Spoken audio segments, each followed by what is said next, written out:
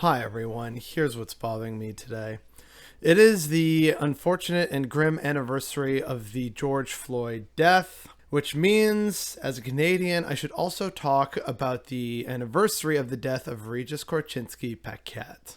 Now, as some people who have been with this channel long enough might remember, I actually did a video that talked about this and police brutality in Canada a while back. I'll see if I can find the link for that. But what's very telling is that in a year of BLM activism and a push to defund the police, very little progress has been made except in a handful of American cities such as Detroit and I think possibly Columbus and somewhere in New Jersey. Minneapolis, that swore that it would defund its police service and provide justice.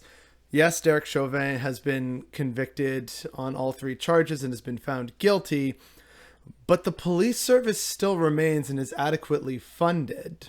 Likewise, this remains the case for a lot of police services around the US. So let's bring that up here to Canada. What does that look like now? And probably for many, either people didn't even know about the Regis Korchinski-Paquet story, or they're only realizing now, oh yeah, I remember hearing about that. Whatever happened to that? The answer is nothing. There's been no accountability, no justice, which is why people were marching in the streets of Toronto, I think yesterday, in honor of her death. She fell from a balcony window on May the 27th of last year when police were doing a mental health check, allegedly, on her home. So now, unfortunately, it's the word of the cops against, no one else because she fell from her 24th story balcony. This also means that here in Canada, it spurred, at least ever so briefly, a discussion about how many other people have died in confrontations with police because they had mental health challenges. And as I point out again in that other video, the number of deaths due to this in Canada is quite frankly disturbing and extremely troubling. And we haven't even touched on the RCMP and their abuses towards the Mi'kmaq, the Wet'suwet'en protests, many protesters fighting against the Land Back movement. Even recently, there was this revelation of an RCMP officer, they were being recorded. It's an RCMP officer and a freelance CBC journalist chuckling about, oh, has anybody been brutalized yet? Oh, not yet. Not even making this up. I'll try and find the link for people below as well. This is the grim reality of policing in Canada. It is not better than the United States. It is just as bad, if not worse.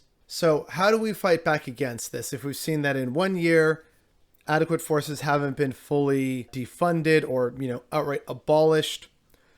Well, again, it comes down to education and participating in your local democracy and also more direct action. People can look to Detroit Will Breathe as an example of what a successful Black Lives Matter movement can look like. And people can also look to efforts by other Indigenous or Indigenous-friendly police services, such as the Kwanlindun First Nation in the Yukon, and how their semi-autonomous form of policing is actually changing their community for the better.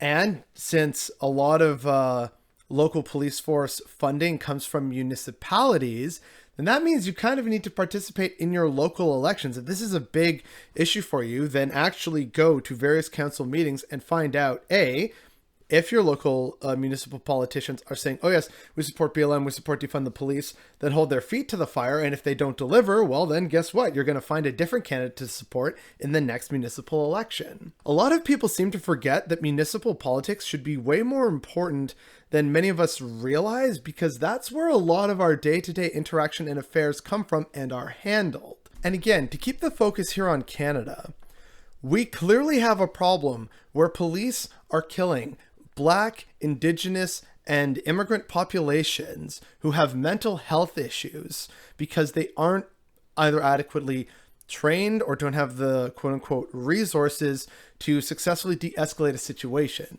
But plenty of people who have worked in mental health services do know how to do this. There needs to be a push for a different kind of emergency response to people who are in distress, and the response should not be to send armed, potentially trigger-happy officers to that situation. We don't send cops to a blaze. We don't send cops to an accident crash where someone's life is on the line.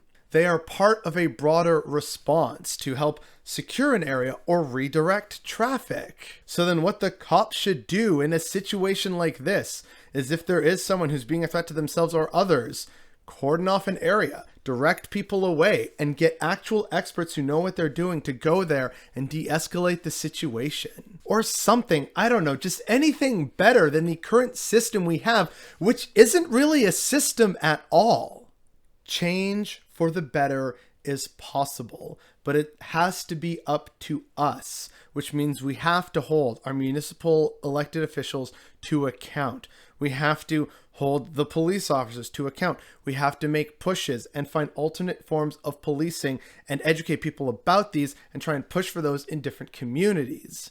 Each community is going to have its own different needs. There's a better way forward, and I know that people are trying to make progress, but the fact that so little progress of any meaningful kind has been made in the past year in America or here in Canada is definitely what's bothering me today.